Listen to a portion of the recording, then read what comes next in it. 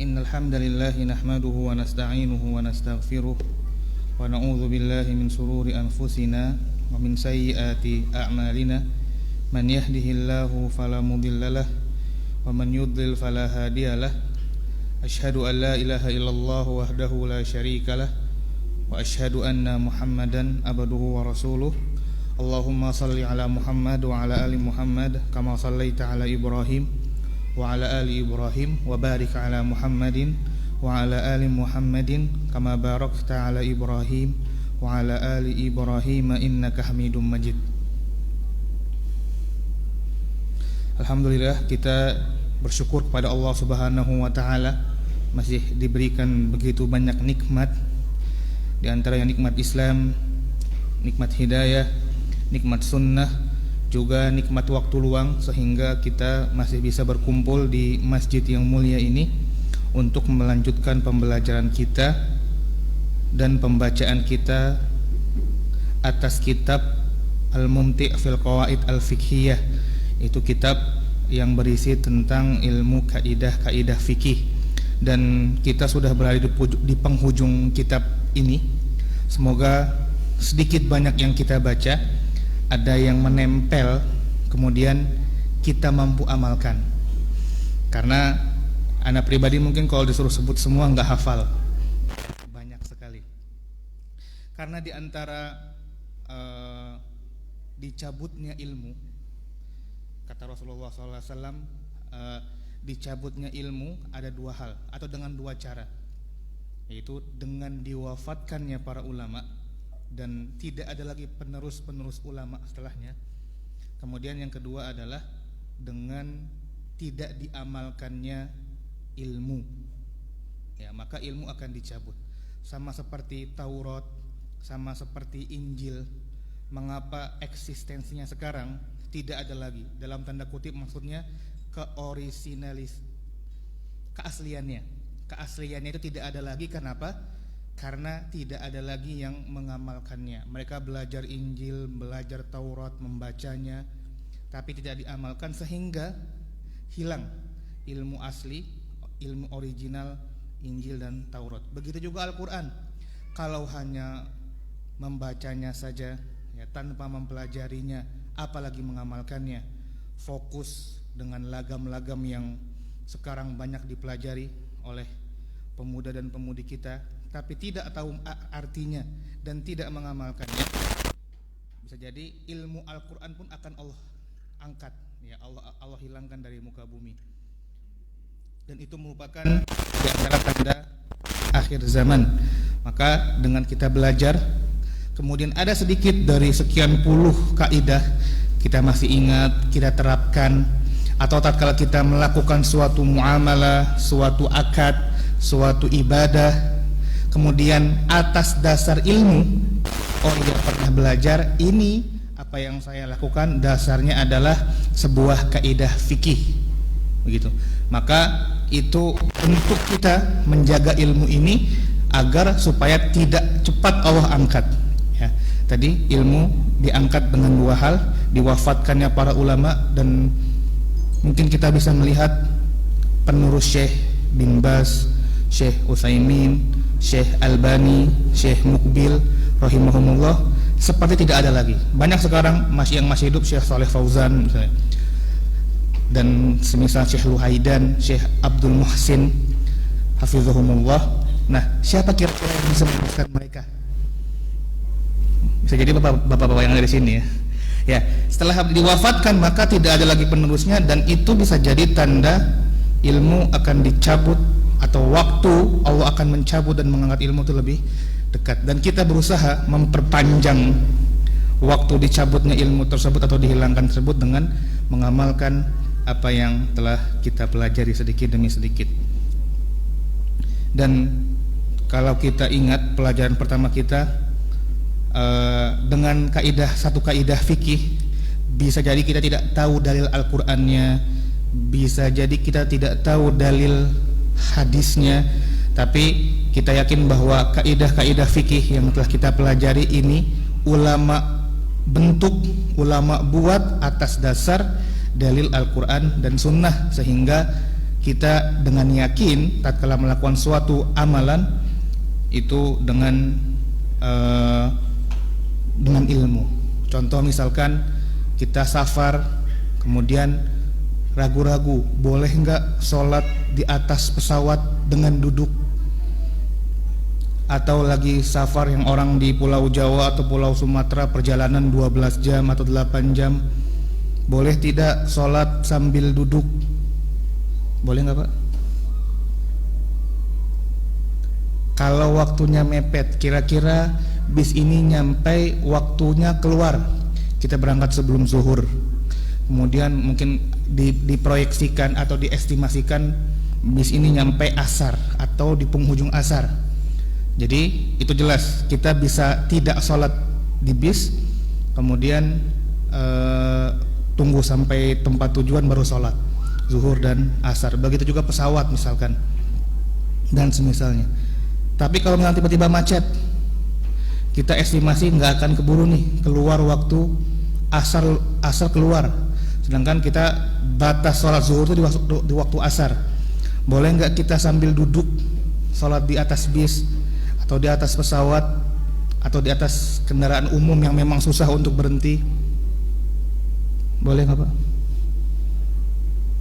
Boleh. Kalau sholat sunnah jelas ya. Bapak mau sholat mutlak sambil duduk jelas, itu boleh dan ulama sepakat atas hal itu. Tapi kalau sholat wajib di antara rukunnya adalah berdiri, maka ini khilaf yang panjang sekali. Bahkan dikatakan banyak khilafnya. Ada yang mengatakan mau apapun keadaannya tidak boleh sholat sambil duduk, usahakan berdiri. Keluar dulu dari tempat duduknya, di tengah-tengah tuh ada jatah berdiri tuh ya, sholat di situ. Masalahnya kadang kita malu, nggak enak sama yang lain, nanti ada yang lewat begitu dan semisalnya. Nah itu pun kita bisa berdalil dengan atau pendapat yang mengatakan tidak boleh sama sekali sholat wajib duduk di atas kendaraan ketika safar dengan kaidah al-maisur la yasqutu bil ma'sur. Sesuatu yang dimudahkan tidak menjatuhkan sesuatu yang tidak dimudahkan. Maksudnya begini, kita sholat sambil berdiri di atas bis misalnya, kalau di atas pesawat kita bisa berdiri tapi nggak bisa ruku dan nggak bisa sujud, maka kata para ulama tetap harus berdiri. Nanti ketika ruku atau sujudnya boleh sambil duduk, karena yang rukun sholat adalah sholat berdiri ketika sholat. Nah itu pakai kaidah fikih. Misalkan Anda nggak hafal dalilnya, Anda bisa menjawab pendapat tadi dengan tidak boleh. Ada yang nanya ke Anda, boleh nggak berdiri ketika sholat wajib di atas pesawat? Jawabannya tidak boleh, harus tetap berdiri. Nanti ketika ruku dan sujud kalau nggak bisa boleh duduk. Jadi berdirinya tetap berdiri, ketika ruku, sujud, iftiros boleh duduk di atas bangku pesawat. Dalilnya apa Ustaz? Saat itu mungkin Anda kehilangan atau tidak lupa dengan dalil Al-Quran atau sunnahnya, maka Anda bisa jawab dengan kaidah fikih al-maisur la yasqutu bil ma'sur. Sesuatu yang dimudahkan, ruku, sujud itu dikasih rukhsah, boleh, tidak harus sesuai dengan keadaannya, tidak perlu sambil menunduk atau sambil sujud, itu dimudahkan. La yasqutu bil ma'sur, tidak menjatuhkan hukum yang tidak dimudahkan. Rukun sholat berdiri itu ketika sholat wajib rukun, maka yang ruku boleh duduk atau yang sujud boleh duduk, yang berdiri tetap tidak boleh duduk. Ya. Pertanyaannya, apakah ada yang membolehkan duduk? Ya ada. Ya, Anda mencontohkan saja bahwa dengan kaidah fikih kita bisa beramal dengan ilmu, ya, dengan satu kaidah fikih yang kita yakin para ulama telah membentuk dan merumuskan merumuskan kaidah fikih tersebut di atas dalil, ya, Al-Quran ataupun Sunnah atau pendapat-pendapat para salaf. Taib.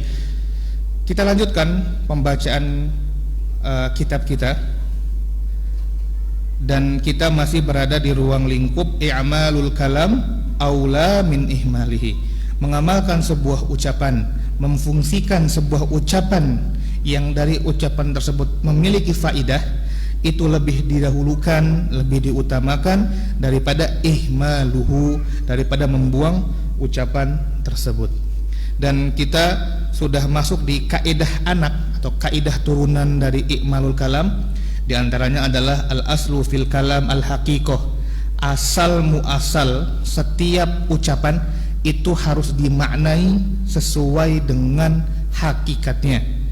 Ya.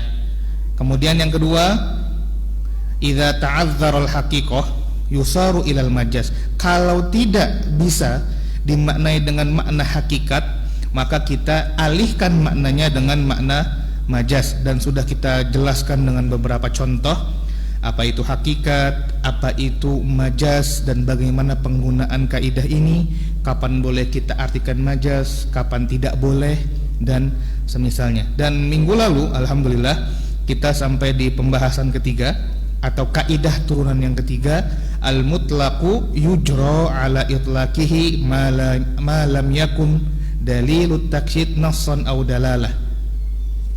Kalimat yang mutlak, setelah Anda pikir-pikir, diartikan umum cocok juga, ya. Kalimat yang umum yang tidak diikat dengan sifat apapun, maka kita pakai dengan keumumannya. Kita gunakan dengan keumuman kalimat tersebut selama tidak ada dalil yang mengikatnya dengan suatu sifat atau suatu batasan, baik itu secara tertulis atau terucap ataupun hanya tersirat. Ya, kita sampai di situ kemarin. Taib. Contoh penggunaan kaidah ini. Kalau ada suatu ucapan yang umum, yang mutlak, maka kita harus pakai dengan kemutlakannya selama tidak ada takyidnya, selama tidak ada pengikatnya dengan suatu sifat atau suatu batasan. Contohnya, law wakkala syakhsan akhar. Apabila ada seseorang yang mewakilkan kepada orang lain, ya, dia menyuruh wakilnya an yashtariya lahu sayyaratan biqaulihi ishtarli sayyarah. Dia menyuruh wakilnya atau menyuruh orang untuk menjadi wakilnya untuk membeli sebuah mobil. Kemudian ia berkata, wahai akhi, tolong belikan saya sebuah mobil. Mobil ini kalimat mutlak bukan Pak? Iya. Tidak ada muqayyadnya. Mau mobil kecil, besar, second, baru, warna hitam, warna merah, mutlak, nggak disebutkan. Nah, ini namanya kalimat mutlak, kalimat umum. Belikan saya sebuah mobil. Sampai situ perintahnya. Fashtara lahul wakilu sayyaratan bayda. Kemudian wakil ini membelikan mobil kepada si pemilik uang ini, sebuah mobil warna putih. Faqala al-muwakkil, kemudian orang yang punya uang tadi, orang yang memerintahkan tadi bilang, aradtu sayyarata hamra. Oh, saya nggak mau terima mobil ini. Saya pengennya mobil warna merah, bukan warna putih. Fa innahu la yuqbalu kalamuhu huna. Maka perkataan si pemilik atau si yang memerintah ini tidak bisa diterima. Kenapa? Karena dia memerintahkannya mutlak.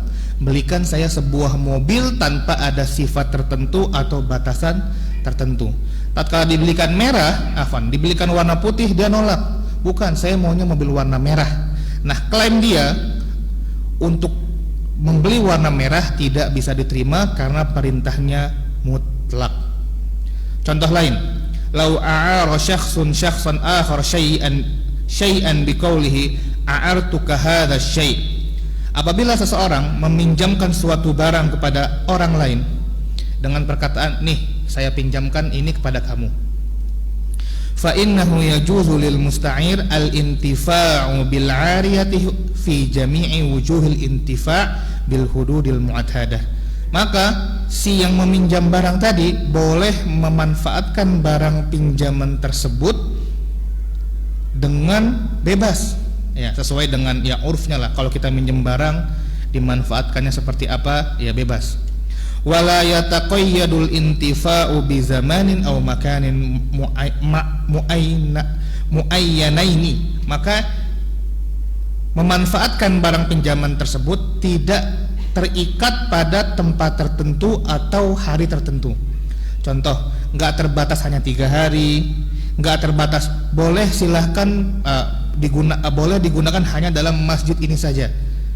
Itu berarti diikat dengan tempat tertentu. Tidak, karena tatkala minjamkan ya, nih saya pinjamin kamu, tanpa ada embel-embel tertentu, tanpa ada sifat atau batasan tertentu, maka sepeminjam barang boleh memakai barang tersebut dimanapun dia berada dan tidak ada batasan waktu. Karena tadi peminjamannya atau kalimat meminjamkannya mutlak, maka kita bisa memakai barang pinjaman tersebut juga mutlak tanpa ada batasan. Kecuali ya, kaidahnya lagi tadi, malam yakum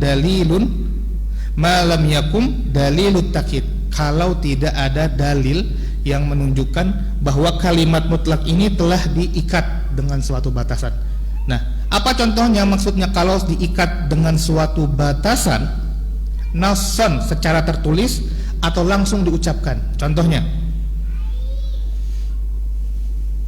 law wakkala syakhsun akhar biqaulihi istarli sayyaratan sauda. Wahai temanku, tolong belikan saya mobil yang warnanya hitam. Kalimat mobil ini mutlak, kemudian diikat dengan warna hitam dengan sifat tertentu. Maka tatkala dibelikan warna merah, si pemilik atau yang memerintahkan tadi boleh menolak karena perintahnya jelas. Ya, mobil warna hitam bukan warna merah. Contoh lain tadi, tatkala peminjaman barang, ini saya pinjamkan barang ini ke kamu 3 hari. Maka jelas dia kalimat yang mutlak meminjamkan barang itu diikat dengan waktu 3 hari. Berarti tidak boleh lebih dari 3 hari, dan ini mudah. Kemarin yang Anda bingung, contoh takyid takyid dalalah, takyid yang tersirat. Ya, ternyata mudah saja. Contoh, kita profesinya adalah tukang angkut barang atau logistik dari Piayu ke Baloi atau ke Tiban atau ke Batu Aji. Memang kerjaan kita seperti itu. Kemudian mobil kita rusak atau mungkin lagi untung banyak, kemudian ingin upgrade atau mau beli armada tambahan. Ya. Kemudian kita perintahkan ke orang, nih tolong belikan saya mobil dong, ini uangnya. Ternyata yang kita suruh malah membelikan mobil kecil. Pertanyaannya, boleh nggak si pengusaha tadi menolak mobil tersebut? Anda ulang. Yang disuruh atau anak buahnya tahu bosnya ini kerjaannya adalah logistik, kurir begitu ya, antar jual beli antar barang antar kecamatan berarti ya, dari Piayu ke Baloi gitu, antar barang lah. Kemudian ingin menambah armada mobilnya, ya. Kemudian nyuruh anak buahnya, nih belikan saya mobil ya. Ingat, kalimat mobil tanpa ada sifat tertentu, tanpa ada embel-embel tertentu, namanya kalimat apa? Kata mutlak. Ya. Kemudian si anak buahnya dibelikanlah mobil Suzuki Swift misalkan, atau mobil-mobil kecil yang hanya 4 seater begitu. Kemudian si bosnya boleh nggak menolak mobil tersebut? Kamu kok beli ini? Saya nggak mau. Bukan ini yang saya maksud. Bukan mobil ini yang saya maksud. Boleh? Jawabannya boleh. Karena ada dalil secara dalalah, secara tersirat, secara urf. Kamu kan tahu saya tuh memang tukang angkut barang. Harusnya kamu beli mobil pick up. Kenapa beli mobil begini? Harusnya kamu ngerti. Walaupun saya nggak perlu bilang tolong belikan saya mobil pick up ya. Kamu kan ngerti saya kerjanya seperti ini. Nggak mungkin ngangkut barang pakai mobil ini kecil ini begitu. Si bosnya nggak bilang tolong belikan mobil pick up. Kalau dibilang tolong belikan mobil pick up, itu namanya muqayyad nasan. Sifatnya langsung disebutkan. Tapi tatkala muqayyad dalalah itu tersirat, ada suatu sifat tapi tersirat yang sebenarnya nggak perlu dibilang, harusnya sudah paham. Nah, maka si bosnya tadi berhak menolak mobil yang telah dibeli sama anak buahnya. Kenapa? Karena secara uruf, secara adat, kamu tuh anak buah saya, tahu bisnis saya, nggak mungkin saya angkat barang pakai mobil yang kamu beli ini, kembalikan gitu. Itu namanya sifat atau muqayyad, suatu sifat yang diikatkan pada kalimat mutlak walaupun tidak dibilang, tapi secara tersirat itu menunjukkan bahwa kalimat mutlak ini ada muqayyadnya, ada sifat tertentunya. Itu namanya muqayyad dalalah, yang muqayyad yang tersirat. Contoh lain, tatkala ada thalibul ilmi, ya, bapak-bapak misalkan, ya, seorang thalibul ilmi kemudian nyuruh orang tolong belikan, atau thalibul ilmi syar'i, kemudian atau pengajian beginilah, kemudian ada yang panitia kajiannya, antum bilang begini, afwan akhi, tolong belikan buku dong, ya, dan statusnya habis kajian, antum pengen punya buku dan panitianya tahu memang antum kajian di sini, kemudian antum minta tolong belikan buku, tolong dong ana pesan satu bukunya, atau tolong belikan ana kitab. Kemudian si panitia ini membawakan kitab kedokteran atau buku kedokteran atau buku arsitek. Pertanyaannya, bolehkah bapak menolak buku tersebut dan meminta uangnya kembali? Jawabannya boleh. Walaupun bapak nggak bilang tolong belikan kitab ilmu agama dong, atau tolong belikan kitab al-mumti' dong. Walaupun bapak nggak bilang begitu, cuma bilang belikan kitab, seharusnya panitia tahu saya itu duduk di sini habis kajian butuh kitab gitu. Nah itu namanya, walaupun kita nggak bilang kitab al-mumti', atau kita nggak bilang kitab kaidah fikih, atau kita nggak bilang kitab ilmu syar'i, seharusnya panitia tahu dengan kondisi yang ada, melihat antum belajar di sini setiap minggunya, nggak mungkin kita membutuhkan kitab kedokteran atau kitab arsitek atau kitab-kitab lain, ya. Maka itu walaupun kita nggak sebutkan secara spesifik, tapi secara tersirat, secara uruf bisa dimaknai bahwa kalimat buku yang mutlak, yang masih itu sudah diikat dengan suatu sifat tertentu secara tersirat. Taib. Itu kaidah barusan, yaitu al-mutlaq yujra ala itlaqihi, suatu kalimat yang mutlak yang masih umum itu kita pakai, kita gunakan, kita maknai dengan kemutlakannya, dengan keumumannya, selama tidak ada dalil yang menunjukkan bahwa keumuman kalimat tersebut atau kata tersebut diikat dengan suatu sifat tertentu, baik nason diucapkan langsung atau tersirat dengan keadaan yang ada. Lanjut, al-qaidah ar-rabi'ah, kaidah turunan yang keempat. Kira-kira bisa dipahami Pak pembelajaran kaidah fikih ini? Sedikit-sedikit ya. Taib. Memang bagusnya bawa kitabnya, karena ada pelajaran bahasa Arab di sini. Ya. Anak-anak rencananya kalau memang diizinkan buat melanjutkan pembelajaran, anak ingin membahas usul fikihnya, dan itu lebih rumit sedikit ketimbang kaidah fikih. Kaidah fikih, kaidah contoh. Usul fikih dalil, kemudian kenapa kita bisa membuat suatu hukum dari dalil tersebut gitu loh. Tapi tentu ya itu jauh, maksudnya itu yang mungkin level-level expert. Kita mulai yang mungkin kulitnya saja, insyaallah. Kenapa ini haram, kenapa ini wajib, kenapa ini jadi sunnah begitu rencananya. Tapi pembelajaran ini harus paham dulu gitu, maksudnya kalau ini paham, insya Allah kita bisa lanjut ke pembelajaran usul fikih sedikit demi sedikit. Baik. Tidak apa-apa, mudah-mudahan ada sedikit yang nempel atau ingat, karena kalau kita nggak baca langsung ya hanya ya di atas kepala saja gitu ya. Tapi mudah-mudahan ada yang pernah mengalami kejadian, apa kalau bahasa anak muda anak relate begitu ya, sesuai.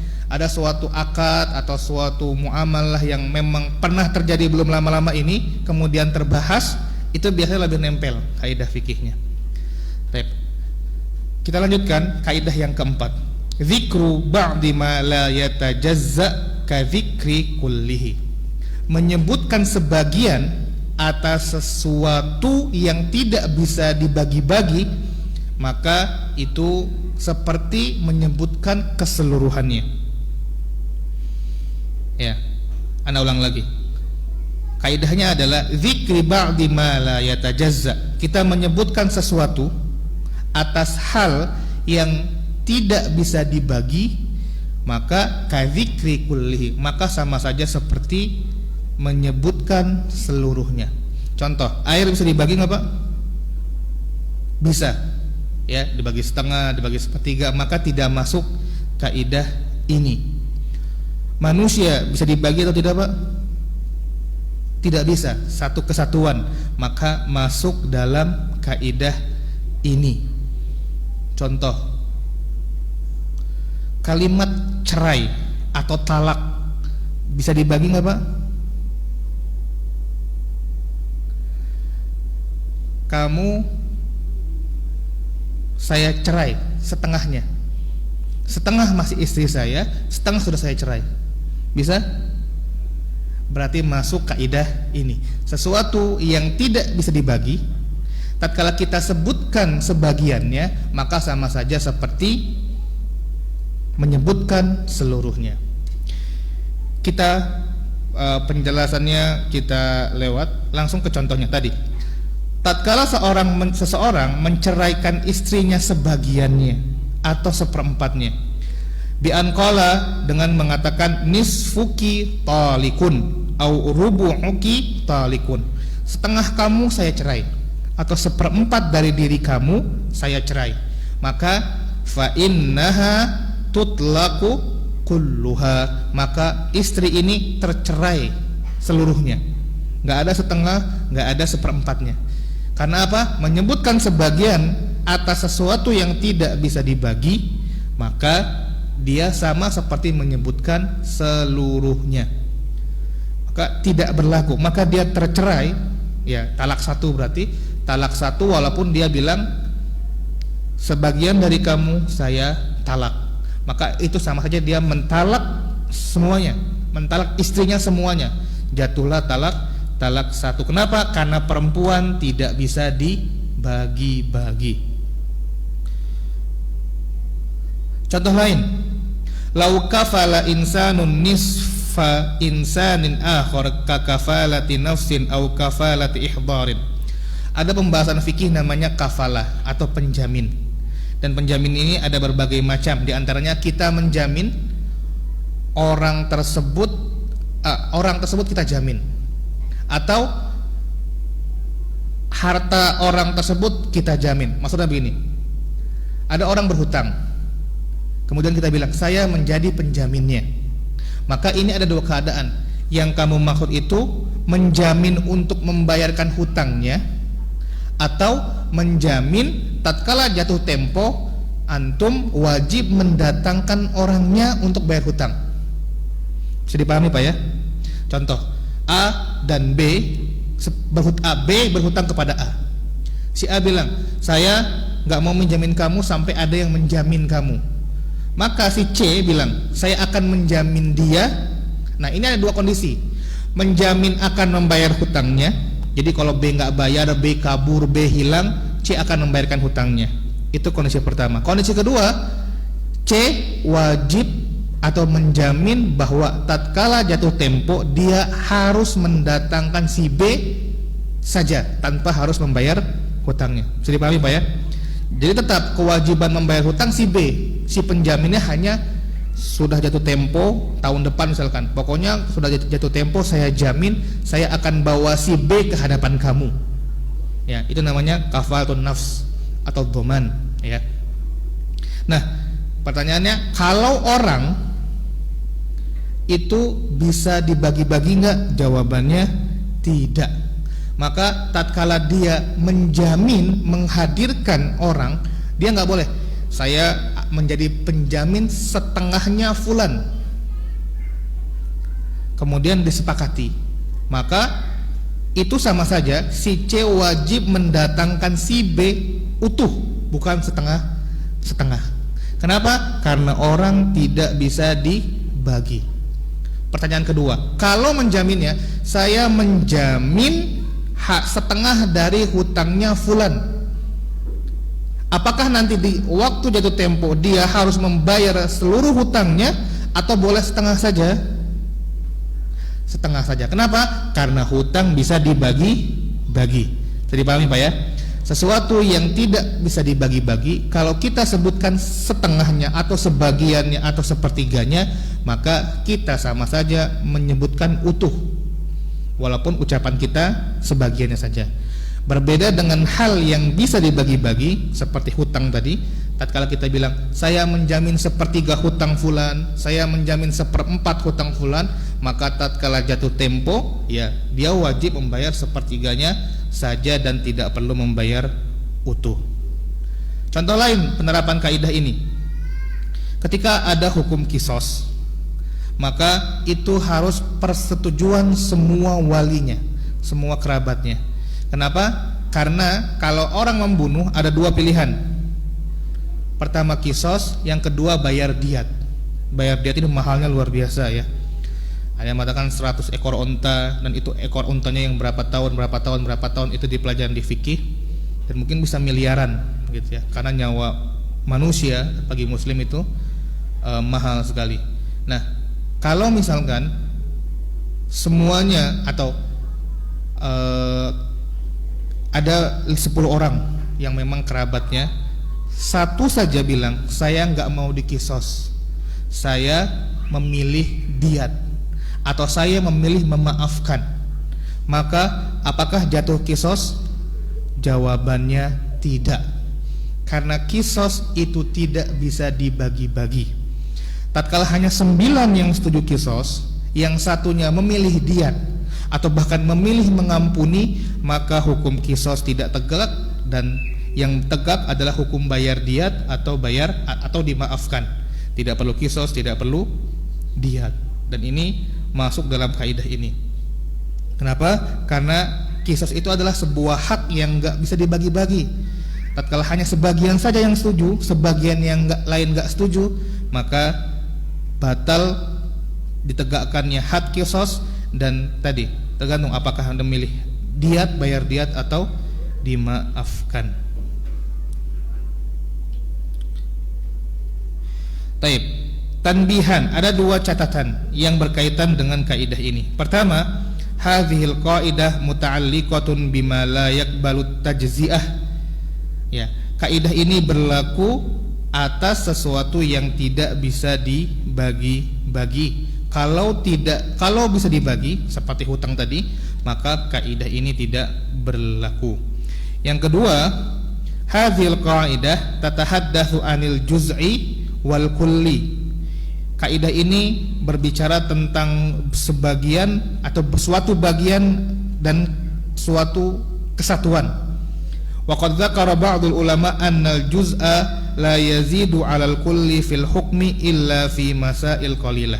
Dan sebagian ulama menyebutkan bahwa hukum suatu yang sebagian, ya, ana ulangi lagi mudah-mudahan dipahami, hukum suatu bagian itu tidak lebih berat, tidak lebih banyak daripada hukum suatu yang utuh. Paham ya? Ada yang bagian, ada yang utuh, ada yang sebagian, ada yang utuh atau yang sempurna. Dan ini menjadi logika, hukum yang sebagian itu tidak mungkin lebih besar, tidak mungkin lebih berat daripada yang utuh, atau tidak mungkin lebih banyak. Illa fi masail qalilah, kecuali dalam permasalahan-permasalahan yang sedikit, atau kecuali dalam sedikit permasalahan. Contoh, pernah dengar tentang bab zihar? dalam bab nikah, dalam kitab nikah ada pembahasan zihar. Pernah dengar Pak? Dan ini jarang, di Indonesia mungkin nggak ada, atau ada mungkin kalimatnya lain ya. Ini adalah ucapan seorang suami kepada istrinya, kamu seperti punggung ibuku.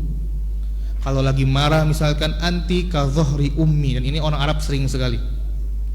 Kamu itu seperti punggung ibuku. Maksudnya apa? Maksudnya adalah haram untuk digauli. Dan ini orang yang mengatakan ini dosa besar dan harus membayar kafarat. Nah, di sini disebutkan bahwa di antara permasalahan, kadang ada suatu permasalahan yang sebagian itu dosanya atau hukumnya lebih besar daripada yang utuh. Nah, perkataan tadi, kamu wahai istriku seperti punggung ibuku, itu dosa besar dan harus membayar kafarah. Sama perkataan kamu seperti ibuku, sama-sama marah misalkan, sama-sama marah. Yang satu bilang kamu seperti punggung ibuku, maksudnya adalah kamu haram saya dekati, haram tidur bareng, haram digauli gitu misalkan. Itu maksudnya ya, orang Arab seperti itu. Sama orang marah juga, cuma bilang kamu seperti ibuku. Nah, kira-kira zohor punggung sama punggung ibu sama ibu, mana yang utuh? Ibu. Punggung ibu itu bagian dari ibu. Tapi hukumnya mana yang lebih berat atau yang mana yang lebih lebih berat? Jawabannya kata para ulama, anti ka dhuhri ummi, atau kamu seperti punggung ibuku, itu lebih berat, lebih dosa besar dan wajib membayar kafarah. Kenapa? Bisa jadi perkataan kamu seperti ibuku, walaupun lagi marah, maksudnya kamu tuh seperti ibuku, sering buat saya kesal, tapi saya tetap cinta, misalkan begitu. Bisa ditakwil. Bisa ditakwil tuh dialihkan maknanya. Tapi kalau kamu seperti punggung ibuku, itu sudah pasti wajib bayar kafarat dan dosa besar. Ya. Di sini ibu dan punggung ibu itu lebih utuh, lebih sempurna ibu. Tapi dosanya atau hukumnya langsung jatuh kepada kamu seperti punggung ibu, dan kamu seperti ibu itu bisa ditakwil maknanya. Itu diantara contoh bahwa kadang suatu bagian itu hukumnya lebih berat daripada suatu yang utuh. Contoh lain, kotoran unta kering. Ada sebagian ulama yang berpendapat bahwa kotoran unta itu najis. Nah, kotoran unta kering kalau dia utuh kemudian jatuh ke air, maka dia tidak menajiskan air. Kenapa? Karena kata para ulama, dia tidak bisa bercampur dengan air. Maksudnya dia akan bercampur. Saking kerasnya kotoran unta, itu kalau sudah mengeras, maka dia kayak batu saja. Maka dicelupkan ke air, itu tidak akan membuat air najis. Tapi kalau kotoran unta dipecahkan sehingga terpecah kecil, kemudian dimasukkan ke dalam air, berarti sebagiannya saja, bagian dari kotoran unta yang sempurna tadi dimasukkan ke dalam air, maka airnya menjadi najis. Kenapa? Karena setelah dipecah itu kemungkinan dia agak lunak dan bisa menajisi air.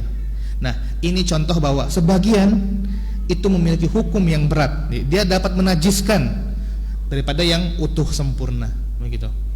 Ini contoh diantara kadang sebagian atau suatu bagian itu memiliki hukum yang lebih berat, hukum yang lebih banyak daripada suatu yang utuh. Baik. Kita lanjut ke kaidah kelima. Al-wasfu fil hadir laghun wa fil ghaibi mu'tabarun. Sebuah sifat yang dilontarkan pada sesuatu yang hadir, yang ada di depan mata, laghun itu sia-sia, wa fil ghaibi mu'tabarun, dan suatu sifat yang disebutkan kepada suatu hal yang tidak ada di depan mata itu dianggap. Tapi Anda ulang lagi. Al-wasfu fil hadir, mensifati sebuah barang, ya, sebuah sesuatu, atau mensifati sesuatu yang hadir, yang ada di depan mata, laghun itu sia-sia, enggak dianggap. Wa fil ghaibi mu'tabarun, dan mensifati sesuatu yang gaib, yang tidak ada di hadapan kita, mu'tabarun, itu bisa dianggap. Sama, kita langsung kita lewatkan penjelasannya. Contohnya begini. Lau kana inda syakhsin sayyaratun sauda al-launi hadiratan atau sauda al-launi hadiratan fi majlisil 'aqdi wa arada bai'aha faqala lil mushtari bi'tuka sayyarati hadhihi al-khadra al-laun fa innal 'aqda yasihu 'ala sayyarati sauda. Jika seorang punya mobil hitam dihadirkan, kita transaksi misalkan, mobilnya warna hitam dan semua bisa ngelihat, pembeli bisa lihat, penjualnya ya jelas bisa melihat. Kemudian penjualnya bilang, saya menjual mobil warna hijau ini kepada kamu. Mobilnya warna hitam, kemudian dia mensifatinya warna hijau, maka kemudian sah. Maksudnya si pembeli ngasih uang, si penjualnya ngasih kunci. Pertanyaannya, apakah jual belinya sah padahal dia mensifati dengan yang salah? Jawabannya sah. Jual mobil hitam tadi sah walaupun penjualnya bilang saya menjual mobil saya ini yang warnanya hijau. Kenapa? Kaidahnya adalah al-wasfu fil hadiri laghun. Mensifati sesuatu barang yang ada di hadapan mata itu laghun, sia-sia atau tidak dianggap. Jadi pahami Pak ya? Ya, mobilnya warna hitam tapi kita bilang warnanya hijau, maka sifat tersebut dianggap tidak ada dan jual mobil warna hitam tadi tetap sah sebagai mobil warna hitam. Contoh mensifati sesuatu yang tidak ada, maka contohnya adalah laukana inda syakhsin sayyaratun wa hiya ghaibah an majlisil 'aqdi aw fi hukmil ghaibah wa arada bai'aha faqala lil mushtari bi'tuka sayyarati sauda al-launi fa innana nanzur in tabaqal wasful waqi' sahhal aqdu wa in khalafahu lam yasihhu illa idza radiyal mushtari. Contoh, mobilnya enggak ada.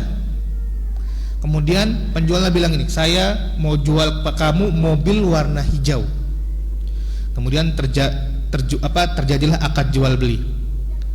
Tatkala diambil mobilnya, ternyata mobilnya warna hitam, bukan warna hijau. Pertanyaannya, apakah jual belinya sah? Sah nggak Pak? Ana ulang lagi. Kasus pertama, mobilnya ada warna hitam. Kemudian dia bilang, saya jual mobil hijau ini ke kamu. Penjualnya bilang, oke, saya bayar, sini kuncinya. Jual belinya sah. Kenapa? Karena mensifati sesuatu yang ada di hadapan mata dan dia menyelisihi barangnya, maka dianggap tidak berlaku sifatnya yang diucapkan tersebut. Nah, kemudian mobilnya nggak ada. Contoh kedua, mobilnya nggak ada di rumah misalkan atau di bengkel. Saya jual kepada kamu mobil warna hijau saya. Oke, sepakat. Datang ke bengkel, ternyata mobilnya bukan warna hijau tapi warna hitam. Uangnya sudah dibayar, kuncinya sudah dikasih. Pertanyaannya, apakah jual belinya sah? Jawabannya tidak sah. Kenapa? Tadi, kalau mensifati sesuatu yang tidak ada, maka sifat itu berlaku. Dan jual beli barang harus sesuai dengan sifatnya, sesuai dengan spesifikasinya. Tatkala spesifikasinya berbeda atau tidak ada di barang tersebut, maka bisa dikatakan barangnya barang goror atau barang jahalah, barang yang tidak diketahui dan yang lain sebagainya. Atau bisa jadi unsurnya unsur penipuan. Maka jual belinya tidak sah. Kenapa? Suatu sifat yang disematkan kepada barang yang tidak hadir dalam majelis akad itu dianggap berlaku. Tatkala didatangkan barangnya kemudian sifatnya berbeda, maka jual belinya tidak sah atau si pembeli berhak menolak dan membatalkan jual belinya kecuali pembelinya ridho. Ya, setelah datang ke bengkel ternyata mobilnya warna hitam bukan warna hijau, ya sudah nggak apa-apa, itu dah akadnya sah. Tapi kalau pembelinya tidak ridho, maka akadnya batal, uangnya harus dikembalikan, kuncinya juga harus dikembalikan. Sudah dua, yang menyebutkan sesuatu yang tidak bisa dibagi-bagi, maka hukumnya sama dengan menyebutkan seluruhnya. Yang kedua, mensifati barang yang hadir, yang ada di hadapan mata, kemudian sifatnya menyelisihi barang tersebut, maka sifatnya dianggap seolah-olah tidak ada. Berbeda dengan kalau barangnya tidak ada di hadapan kita, kemudian kita sifati, kemudian menyelisihi aslinya, maka itu dianggap, atau dalam tanda lain jual belinya tidak sah. Kemudian ini kaidahnya ada beberapa yang sebenarnya tidak harus menjadi kaidah bagi anak. Cuman tadi para ulama masya Allah luar biasa dengan kejuhudan mereka, dengan kesungguhan mereka. Jadi apapun dijadikan kaidah biar mudah. As-su'alu mu'adun fil jawab. Pertanyaan atau permintaan itu diulang pada jawabannya. Maksudnya begini contohnya. Apakah kamu telah mencelai istri? Apakah kamu telah mencelai istrimu? Kemudian dia bilang iya. Maka maksudnya adalah dia telah mentalak istrinya. Atau kalau dalam bahasa Arab, iya, saya telah mencerai istri saya. Jadi soal pertanyaan itu kaidahnya pasti diulang di dalam jawabannya. Maka tatkala kita lihat misal gini, apakah kamu telah, ada seseorang yang telah cerai 2 kali misalkan, batasnya 1 kali cerai lagi, kita dengar rumor bahwa dia telah mencerai istrinya yang ketiga. Kita tanya, antum mencerai istri antum ya? Berarti maksudnya udah yang ketiga kali. Dia bilang iya. Maka itu maksudnya adalah iya, saya sudah mencerai istri saya lagi. Begitu. Berarti seharusnya sudah talak 3 kali dan wajib pisah. Kemudian minggu depan kita lihat, kok ini ke pasar bareng. Seharusnya nggak boleh. Dia harus nikah lagi sama orang lain, kemudian cerai baru dinikahin lagi, ya. Nikah tahlil. Kemudian kita tanya, bukannya antum sudah cerai 3 kali, berarti antum harus pisah dong. Kan minggu lalu saya tanya, apakah kamu mencerai istri kamu? Kamu jawab iya. Iya, saya jawab iya. Tapi maksud saya, iya, saya hanya memulangkan ke rumah ibunya, bukan mencerai. Nah ini nggak berlaku. Karena tatkala ia jawab iya, maksudnya adalah iya, saya mencerai lagi. Karena pertanyaannya mencerai. Bisa dipahami nggak? Ini mudah kalau bapak belajar bahasa Arab awal-awal. Mungkin pernah belajar durusul lughah, ya. Sama gurunya itu selalu bilang, ahadza kitabun, atau hal hadza kitabun. Kita kalau bilang na'am itu dimarahin. Jawabannya harus na'am hadza kitabun, gitu. Adzalika maktabun. Kalau kita jawab na'am tuh di durusul lughah, kita jawab terus na'am, itu kadang-kadang kalau gurunya yang memang belajar sebelumnya begitu akan disalahin. Enggak boleh jawab na'am, atau enggak boleh jawab la, harus diulang na'am dzalika maktabun. Itu maksudnya. Jadi sebuah pertanyaan itu akan diulang pada jawabannya. Contoh lain, sudah masuk waktu Isya. Contohnya, apakah kamu menjual ini dengan harga 5.000? Kemudian iya, kita bayar 5.000. Uang kamu kurang, saya jualnya 10.000. Tadi kan kamu bilang iya. Maksud saya, iya, saya jual dengan 10.000, tapi nggak bilang, dia hanya bilang iya saja. Maka yang kuat adalah pertanyaan kita, karena jawaban itu pasti mengulang pertanyaan. Maka harusnya, walaupun dia hanya bilang iya, maksudnya apakah kamu menjual ini dengan 5.000? Walaupun dia hanya bilang iya, maka maksudnya adalah iya, saya menjual ini dengan 5.000. Maka tatkala nanti dia hanya bilang iya, kemudian kita kasih 5.000, dibilang kurang, iya, maksud saya jual dengan 10.000, itu tidak berlaku. Kenapa? Karena jawaban itu adalah mengulang soal atau permintaan yang telah dilontarkan. Bisa dipahami nggak? Ya Pak ya? Ini mudah, cuman karena ditulis di buku ini, maka Anda sampaikan. Sudah waktu masuk Isya, kita akhiri. Mudah-mudahan ada sedikit banyak bisa dipahami dan bisa diamalkan. Subhanakallahumma wa bihamdika asyhadu an la ilaha illa anta astaghfiruka wa atubu ilaik wa akhiru da'wana alhamdulillahirabbil alamin. Wassalamualaikum warahmatullahi wabarakatuh.